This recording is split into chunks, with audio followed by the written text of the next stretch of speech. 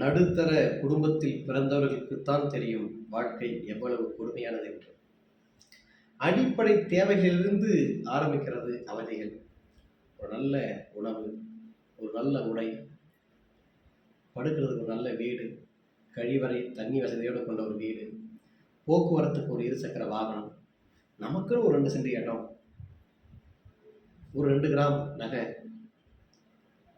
ஒரு சின்ன சிறு சேமிப்பு.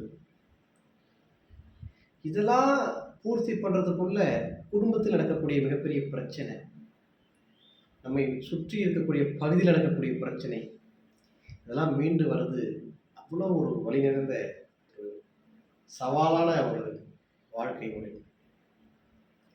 சிதைந்து போன கனவுகள்,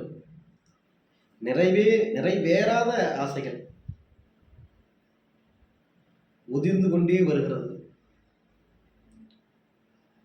சிதைந்த மனம் இருந்தாலும் உறுதி இருக்கிறது, என்றோ ஒரு நாள் வாழ்க்கை மாறிவிடும் என்று அப்படின்னு பல இளைஞர்கள் நினைக்கக்கூடிய காட்சி தான் நடுத்தர குடும்ப வாழ்வியல் காட்சி.